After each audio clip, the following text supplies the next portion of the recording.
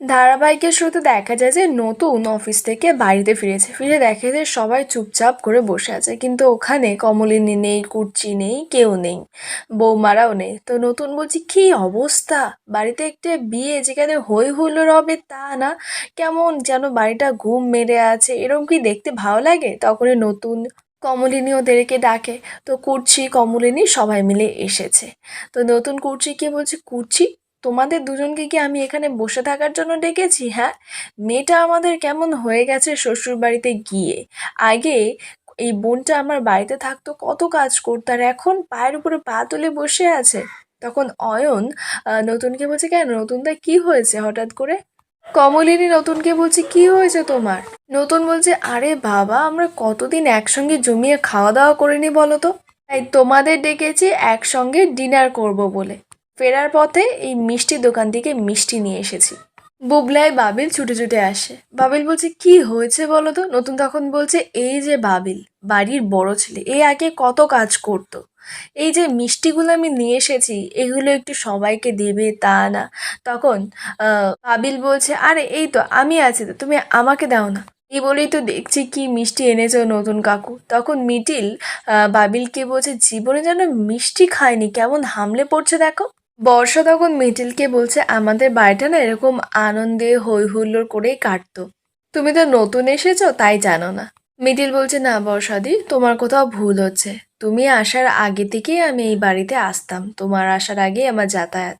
আর তুমি আসার পরে এবারে আনন্দ মজা সবকিছুই কমে গেছিল, কিন্তু অনেক দিন পরে এই বাড়িতে আবার আনন্দ হচ্ছে, মজা হচ্ছে, এটা দেখে সত্যি খুব ভালো লাগছে। মিডিল নতুনকে বলছে, তোমাকে একটা কথা আমি মনে করে দিতে চাই, সব সময় না আনন্দটা ভালো লাগে না। নতুন বলছে, মিটিল মা, মাঝে মধ্যে না আনন্দটাকে খুঁজে নিতে হয়। মিঠি বলছে, বেশ, তোমরা বরং আনন্দ খোঁজো, আমি উপরে যাই। বর্ষা মিঠিকে বলছে, তোমার বোধহয় আবার শরীর টরীর খারাপ লাগছে তাই না মিঠি? মিঠি বলছে, তোমার কি সমস্যা হচ্ছে বলো তো বর্ষাদি? তুমি আমার শরীর খারাপ নিয়ে এত কেন চিন্তা করছো? বর্ষা বলছে, না ডক্টর তোমাকে ডায়েট চার্ট করে দিয়েছে তো তাই বললাম আর কি। নতুন বর্ষাকে বলছে, হ্যাঁ ডায়েট চার্ট দিয়েছে তো।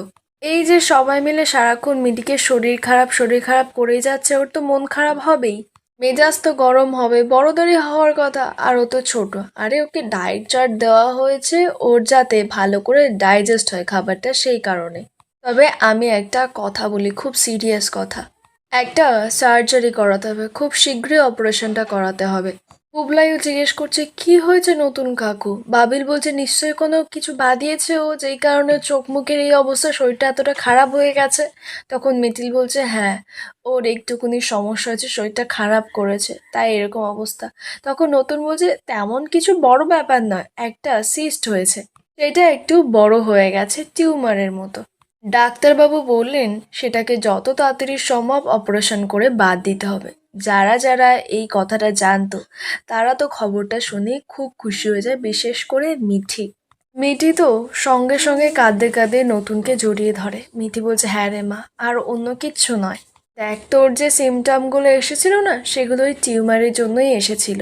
আমরা সবাই একটু ভয় পেয়ে গেছিলাম ঠিকই, কিন্তু আজকে ডাক্তারবাবু আমাকে দেখে পুরোটা এক্সপ্লেন করে দিলেন, সবটা বলেন, আর সঙ্গে এটাও বলেন অপারেশন করলে সব ঠিক হয়ে যাবে। তখনই তো সেখানে মিঠির হবু বর আসে। নতুন মিঠির হবু বরকে বলছে, আরে তোমারই তো অপেক্ষা করছিলাম। বর্ষা তখন নতুনকে বলছে, আচ্ছা আমি একটা কথা বুঝতেই পারছি না, মিঠির টিউমার অপারেশন হবে সেটা শুনে তোমরা এতটা খুশিতে কি করে আছো, এত আনন্দ কেন আছো, আবার মিষ্টি নিয়েছো তার জন্য? তখন কুর্চির বর বর্ষাকে বলছে, বর্ষা তোমার সমস্যাটা কি বলো তো, তোমার ওয়ান ট্র্যাক মাইন্ড, বুঝলে তো, একই দিকে যায়। আরে বাবা, এই যে শরীর খারাপ অসুস্থতা এসব হলে তো সেলিব্রেট করতে হয়, তাহলে মনটাও ভালো থাকে। মানে যে অসুস্থ তাকে নিয়ে যারা যারা চিন্তা করছে সবকিছু, তো তাকে নিয়ে তারা কনসার্ন, এইসব করে তারা খুশি থাকবে। তোমার আবার ওসব দিকে মাথা নেই তাই না, তোমার আবার একদিকে চিন্তা। মেয়েটি সঙ্গে সঙ্গে কৃষাণুকে জড়িয়ে ধরে, জড়িয়ে ধরে কাঁদছে। তো কৃষাণু বলছে, কি হয়েছে মেয়েটি? নতুন বলছে, এই দেখো, এত পরিবেশটা আমি নর্মাল করার চেষ্টা করলাম, কৃষাণু আসার সঙ্গে সঙ্গে মিঠি একেবারে কেঁদে ভাসাচ্ছে। মেয়েটি বলছে, আমি কেন কাঁদছি সেটা তোমরা কেউ বুঝতে পারবে না। নতুন বলছে, হ্যাঁ সেই তো, আমরা তো কিছুই বুঝি না, আমরা তো খুব বোকা। ঠাম্মি বলছে, বাবারে বিয়ের আগে অপারেশন টপারেশন হবে? তখন নতুন বলছে, হ্যাঁ, আগে সব কিছু মিটিয়ে তারপরে ও শান্তি মতো গিয়ে সংসার করবে। তখন কৃষাণু বলছে যে কি হয়েছে আমাকে একটু বলবেন? নতুন তখন বলছে, আরে বাবা মিঠির একটু সমস্যা হয়েছিল, আমরা না সবাই একটু টেনশনে ছিলাম, ভেবেছিলাম হয়তো সিরিয়াস কিছু, ডাক্তার ডেকেও পাঠিয়েছিল। ডাক্তারবাবু তো অনেক রকমের টেস্ট দিয়েছিলেন কিন্তু রিপোর্টটা এতদিন হোল্ড করেছিলেন, তাই আরও একটু টেনশন হচ্ছিল যে বড় কিছু হলো কি না। কিন্তু ডাক্তারবাবু আজকে আমাকে ডেকে সমস্ত কিছু ক্লিয়ার করে দিয়েছেন যে এই অপারেশনটা করাতে হবে। তখন কৃষাণু বলছে, অপারেশন হলে তো সেটা চিন্তারই কথা। নতুন বলছে, না না মেজর কিছু নয়, তুমি তো ডাক্তার, তুমি দেখলেই বুঝতে পারবে। কৃষাণুর একটু অভিমান হয়, বলছে আমি তোকে দেখবো না, আপনারা তো আমার উপরে ভরসা করতে পারেননি, তার জন্য আপনারা অন্য একজন ডক্টরের কাছে নিয়ে গেছিলেন মিঠিকে। কৃষাণু তারপরে জিজ্ঞেস করছে, যাই হোক তা অপারেশনটা কোথায় হবে, তোমরা কি কোনো জায়গা ঠিক করেছো? নতুন বলছে, আমি তো যেই ডক্টরটাকে ভরসা করি তার কাছেই তো একে দেখিয়েছি মিঠিকে, তো তোমার যদি মনে হয় এর থেকে বেটার কোনো আরও জায়গা আছে, অপারেশন করানো যাবে, হসপিটাল আছে, তো তুমি সেখানে নিয়ে যাবে। তখন মিঠি বলছে, আচ্ছা এসব কথা পরে হবে, এখন বলো খাওয়া দাওয়াটা কোথায় হবে, বাড়িতেই হবে নাকি বাইরে গিয়ে হবে? তখন বর্ষা বলছে, বাবা আমি অবাক লাগছে তোমাদেরকে দেখে, যেখানে আমরা শুনলাম যে মিঠি টিউমার হয়েছে, কোথায় কান্নাকাটি করে বাড়িতে এতক্ষণে কি না কি পড়ে যেত আমাদের, আর এখানে সবাই হাসাহাসি করছে। আমার সত্যি অবাক লাগছে তোমাদের পরিবারটাকে দেখে, কেমন অদ্ভুত। আর মিঠি যেই শুনেছে ওর টিউমার হয়েছে তারপর থেকেই কেমন ওকে উজ্জ্বল দেখাচ্ছে, হাসছে। মিঠি তখন বলছে, হ্যাঁ বর্ষাদি, কারণ আমার আর কোনো সমস্যা নেই। দেখো মানুষ তো জীবনে একটা বারই বাঁচে, তো যদি বাঁচার হয় বাঁচবো, আর যদি মরে যাওয়ার হয় তো মরে যাব। কুর্চি মিঠিকে বলছে, বেশি বাজে কথা বলছিস কিন্তু মিঠি। বর্ষা মনে মনে বলছে, ইউরিন টেস্টের রিপোর্টটা আমাকে দেখতেই হবে। নিশ্চয়ই মিঠি প্রেগনেন্ট আর ওর বাচ্চাটাকে অ্যাভয়েড করার চেষ্টা করছে। একবার রিপোর্টটা যে যদি আমি সামনে পাই না যে কোনো প্রকারে, আমি তো এই কথাটা কৃষাণুর কানে তুলবই। কমলিনী তারপরে বলছে নতুনকে, আচ্ছা আমরা কি সত্যি কোথাও বেরোচ্ছি? নতুন বলছে, ডিনারটা যদি সবাই বাইরে খেতে চায় তো আমরা বাইরে যাব। সেক্ষেত্রে আমার মনে হয় তুমি তোমার বাপের বাড়ির লোকেদেরকে বলতে পারো, কারণ আমার মনে হয় না যে তোমার বৌদি আসবে, কারণ উনি বেশ এখনো আমাদের উপর রেগে আছেন। তবু একবার বলে দেখতে পারো। কমলিনী বলছে, আচ্ছা তোমরা আগে সবাই মিলে সিদ্ধান্ত নাও যে তোমরা কি করবে।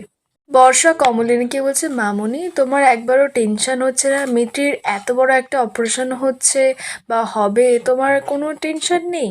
কমলিনী বলছে যে, বর্ষা তোমাকে একটা কথা বলি শোনো, মিঠি যার সঙ্গে বিয়ে হচ্ছে সে একজন ডাক্তার, আর তার উপরে আমরা খুবই ভরসা করি, আর আমার স্থির বিশ্বাস যে আমাদের মিঠির কিচ্ছু হবে না। আর ঈশ্বর যখন একবার মুখ তুলে চেয়েছে আমি নিশ্চিত। বর্ষা বলছে, তাই? তাহলে ঈশ্বর যদি মুখ তুলে চায় তাহলে এই মিঠির গ্রোথটা কি করে হলো বলো তো মামুনি? তখন কুর্চি রেগে যায়। বর্ষা কি বলছে, এই তোমার এত প্রশ্ন কিসের গো? হ্যাঁ এত প্রশ্ন কেন করছো? তুমি কি গোয়েন্দা নাকি?